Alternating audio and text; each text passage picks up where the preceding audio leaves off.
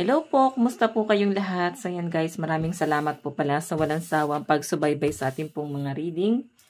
And kung ikaw ay bago pa lang sa ating channel, mag-subscribe na po kayo. Then i-click mo na rin yung ating notification bell para lagi kang updated sa ating mga bagong upload. And guys, sa mga interested naman sa ating private reading ay nasa description box below lang po yung link. Message lang po kayo. Okay? So, by the way, bago tayo mag-start, ay mag-cleanse muna tayo.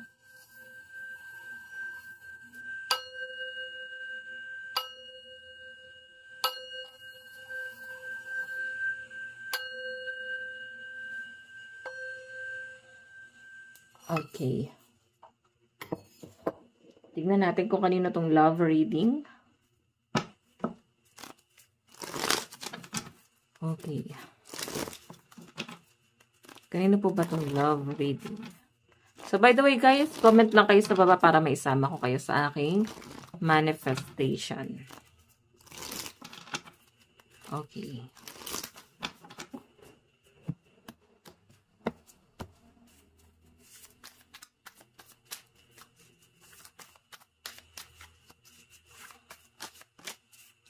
Meron tayong 9 of coins. Okay, indulgence, striving, self-reliant. Okay. So guys, actually yung nakikita ko dito parang mas nagpo-focus ka sa sarili mo eh. Okay, mas na-appreciate mo na yung sarili mo, mas nakikita mo na yung worth mo no dito sa sitwasyon or sabihin na natin guys sa love life mo. Mas nagiging ano ka, positive pagdating doon sa love life mo. Tignan natin.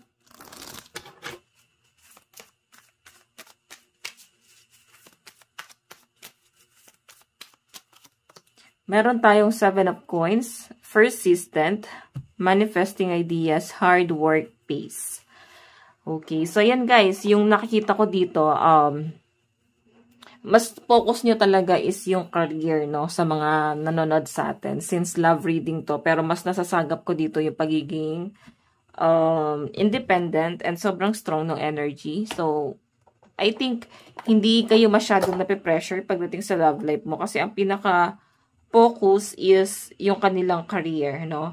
And yung iba naman sa inyo guys, kung in relationship ka, sa nakakita ko guys, mas hindi ka attached doon sa person mo. Parang hinahayaan mo na ganyan lang yung connection nyo. Okay, so may mga napo-prostrate na rin kasi doon sa relationship nila. Like, nananawa na ganun lang yung setup. Parang gusto niya ng something more doon sa relationship. So yan, tignan pa natin.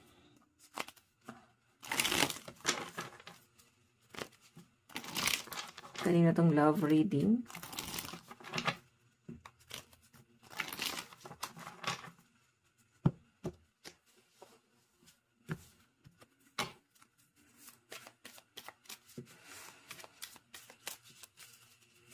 Kanina tong love reading.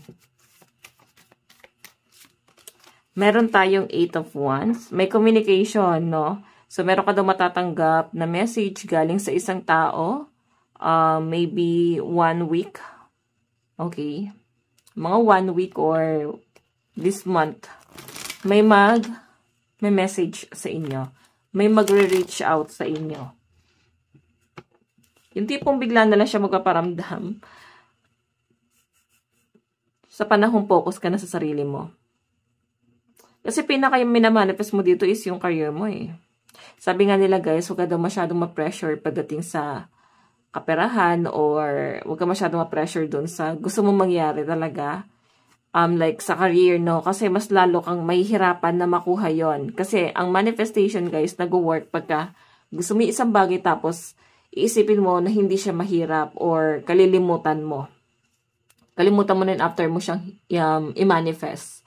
So, ayan, may mag-reach out sa inyo. And I think ito yung magbibigay sa inyo ng balance, no? Dahil nga masyado kang workaholic, etong taong to guys ang magbibigay ng balance sa buhay mo. Like, hindi ka na masyado mag-focus sa career mo. Tamang trabaho na lang talaga. Wala nang pressure. Parang tuloy-tuloy na yung good news, no? Tuloy-tuloy na yung pasok ng swerte sa inyo kasi ito yung naging balanse ng buhay mo. I think new person to. Or kung sino man tong taong to guys na biglang nagpaparamdam. nagpapakita ng affection sa inyo ngayon. Tignan natin.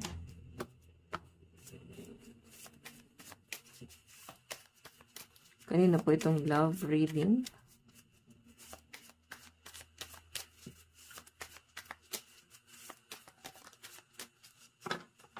Okay.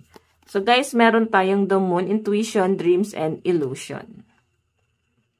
So ito guys, yung the moon, itong paparamdam sa inyo, hindi naman pala ito agad aamin sa inyo na parang gusto ka niya.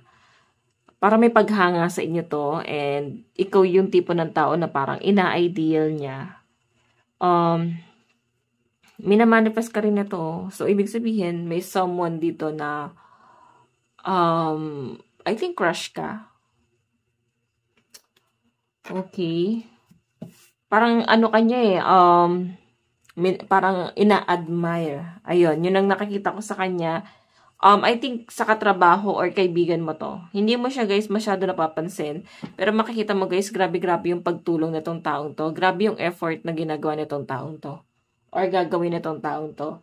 Pagdating doon sa connection niya. So parang, ikaw bilang manhid, hindi mo mararamdaman kung ano yung intention nitong taong to. Pero kasi guys, yung malinaw na nakikita ko dito, parang minamanifest ka na niya. Okay? Sa araw-araw na ganun yung nangyayari, hindi niya rin maintindihan bakit siya na in love, bakit ikaw yung nagustuhan niya. Okay? Wala naman daw something sa inyo, pero nahulog yung loob niya sa inyo. Or hindi ka naman siguro guys, ano ba, walang something sa inyo, baka hindi ka ganun ka-feel, hindi ganun maitsura, sakto lang. And, hindi alam na itong taong to guys, bakit siya nahuhulog sa inyo. Pero guys, ayan, mararamdaman mo, every time na makakausap mo siya, or yung action niya is, may effort talaga. May ibig sabihin. Pero again guys, kagaya nga ng sabi ko, bilang isang manhid ka, hindi mo yan mararamdaman. Tignan natin.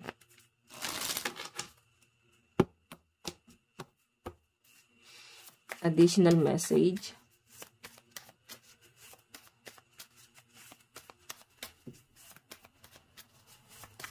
Oops, meron tayong Ace of Wands, breakthrough, inspiration, and new direction. So, ayan, no? Ikaw yung nagbibigay, guys, ng, ikaw yung inspirasyon nitong taong to. I think matagal mo itong kilala. Siguro hindi mo siya, guys, ganun napapansin kasi parang mas mataas ka sa kanya. Or baka empleyado mo, boss ka, manager, pwede mas mababa sa inyo, or pwede sa ibang company pala siya, or ibang store. Pero nagiging kanya guys, no? Nagiging bet kanya. Nahuhulog talaga yung love sa inyo. Yan yung nakikita ko dito sa person na to. And I can say na wala siyang masamang intention. Kasi dito nga, na-admire ka no? Yung tipong, yung simpleng effort na ginagawa niya, guys, sa inyo, parang, pagtulong lang to bilang isang kaibigan or katrabaho. Pero sa kanya nga, guys, may ibig sabihin Baka naman, guys, no? Pagdating ng araw, maningil siya. Maningil siya na parang, maraming nga ako tinulong sa inyo Maraming nga ako binigay sa iyo So, guys, mahirap na talaga sa panahon ngayon na magkaroon ng utang na loob, no? Tingnan natin. Additional message. Ayan, dalawa yung lumabas sa card. Meron tayong 3 of Wands, 7 of Cups. So, guys, yung pinapakita sa akin dito, itong 3 of Wands kasi, leadership, moving forward, initiative. 3 of Wands. And wishful thinking, endless, possibilities, fantasy.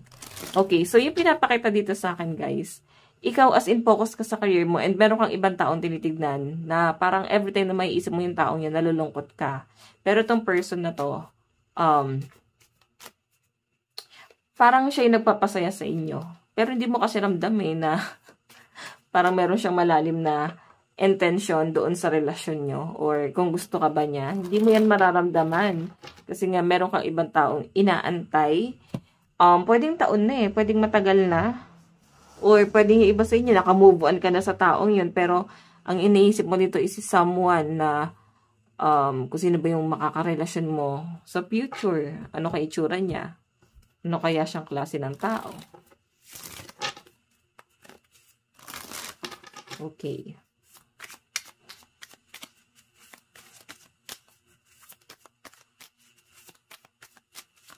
Meron tayong Page of Cups, Daydream, leading with Heart Sensitive. Medyo sensitive ka ngayon medyo naging emotional ka. Siguro sa sarili mo lang to, like hindi mo siya pinaparamdam sa ibang tao or hindi mo siya pinapakita sa ibang tao. Si person yung nakikita ko na parang nakikita ka niya na someone na masayahin pero deep inside kasi guys mukhang meron kang pinagdadaanan dito. May malalim kang pinanghuhugutan, pero hindi kayong palasabi ng problema sa ibang tao. Mas gusto mo siya na parang sinasarili. Minsan ino-open mo siya, pero hindi siya guys all out, no? Like, parang na-deliver mo ng maayos yung problema na hindi na-stress yung listener mo. Okay, so tignan pa natin. Meron tayong 12 coins. Priorities, finding balance, managing resources. Collection. Collection yung nakalagay. So, 12 coins kasi guys is more on priorities, no? So, I think nagbabalance ka pagdating sa love life mo and sa mga pinaprioritize mo. Pwedeng matagal na panahon na single ka or pwedeng NBSB or NGSG. No boyfriend since birth and no girlfriend since birth. NGSB pala, sorry. Kasi nga guys, mas nag-focus kayo dun sa mga mas kailangan or bilang isang responsible na isang tao, tinulungan nyo muna guys yung ibang tao bago mo i-build yung sarili mong foundation, no? And siguro nagkakaedad na. Then until now, wala pa rin kayo guys maayos na karelasyon. Kasi nga nagkakaedad na eh. Tingnan natin.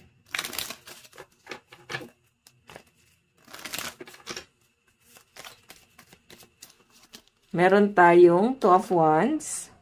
So, personal, power, moving focus.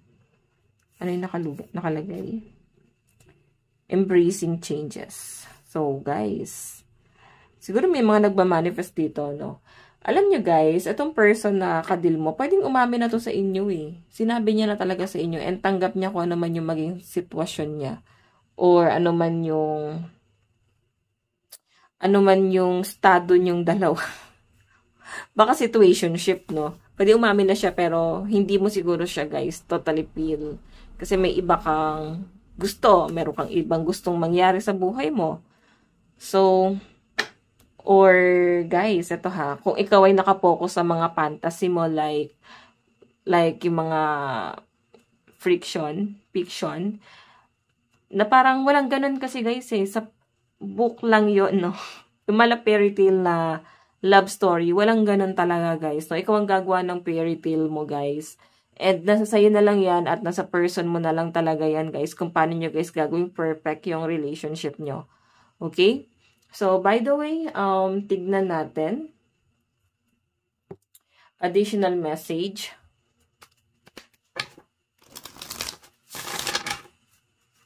Additional message. Kanina itong love reading.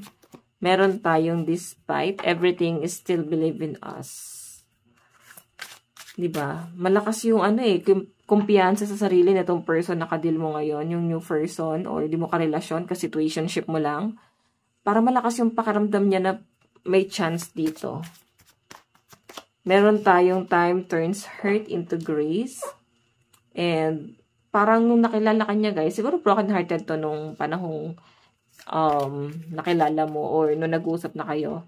And parang naiisip ka na niya, nahuhulog siya sa inyo. Meron tayong each small step carries you forward. So yun na nga guys, no? Ang sabi rito, sa patuloy-tuloy na pag-uusap nyo and dahil nga lagi kayong magkasama, parang ikaw yung nakatulong ata sa kanya, yung nag-inspire sa kanya para makamove on. So, yan, delikado ka, sa'yo naman nahulog. Tignan natin guys yung energy ni person. Sa inyo guys, nahulog itong taong to. Minsan talaga, no, pagka mahilig ka makialam sa love life ng iba, ikaw yung magkaka-love life talaga. Okay. Tingnan natin. Kanina tong love reading.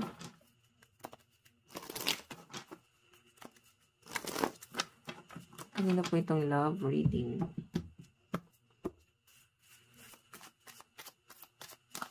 Meron tayong nurturing, fairness, growth, the Empress. Nararamdaman sa inyo guys ng person mo, nagkakaroon siya guys ng growth, no? Kumbaga, balanse kasi, nababaitan siya sa inyo, and natutuwa siya sa kung paano mo na handle yung situation mo na sa ibang tao guys, hindi siya guys pangkaraniwan, and hindi siya guys normal. Pero sa inyo guys, parang kaya mo, no? I-blend yung sitwasyon na meron ka. Okay, ano ba yung situation na yon? Siguro yung may mga bagay na hindi normal sa pamumuhay mo, na ang tingin nyo guys is normal, pero sa ibang tao guys, hindi. Okay, I think yun yung nakalakihan mo. Nararamdaman niya sa inyo, meron tayong Ace of Swords. Ace of Swords, guys, is nagre-represent kasi to ng ano parang, for my opinion, lagi to nag-overthink sa inyo. Marami siyang nare-realize. Meron kang words of wisdom na naibabahagi sa taong to. Tingnan natin. Meron tayong 12 Wands, personal power, moving forward, embracing changes. Diba, ikaw yung nakapagpabago sa buhay nitong taong to. Ikaw yung nag-inspire sa kanya. Marami ka na ituro sa kanya guys, no? Spiritual, words of wisdom, marami. And nakikita ko guys, dito sa taong to, mukhang sobrang paghanga niya sa inyo. Natatalinuhan talaga siya sa inyo. Okay, siguro medyo may pagka-mysterious ka, no?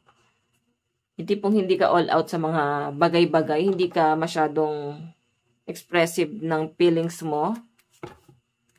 Willing to listen. Willing ka talaga guys makinig sa problema ng iba.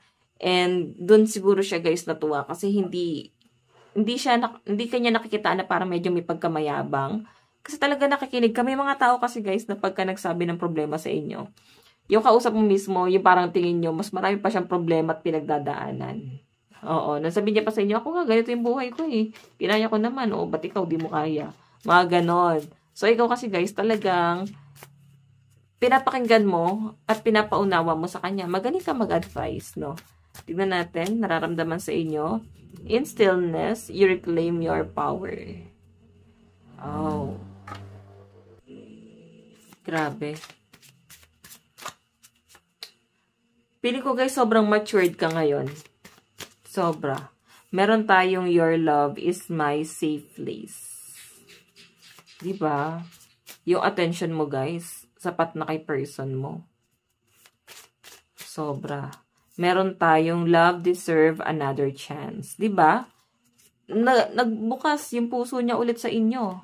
Binuksan mo ulit yung sarado niyang puso. Parang kanta yun. Parang kanta yun Ikaw sana ang aking yakap-yakap. And face what hidden truth will set you free. Parang gustong-gusto niya guys sabihin na sa inyo, i-open na sa inyo na ito na talaga nararamdaman niya. Hindi niya na guys kayang pagtakpan pa. Kasi parang sumasabog siya.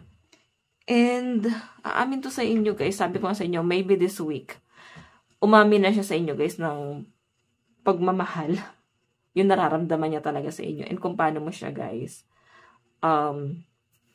kung paano mo tinulungan na makarecover yan taong yan. Pero kasi siguro sa end mo, ayaw mo sa immature, ayaw mo sa sad boy, ayaw mo sa sad girl, tinulungan mo na lang talaga siya.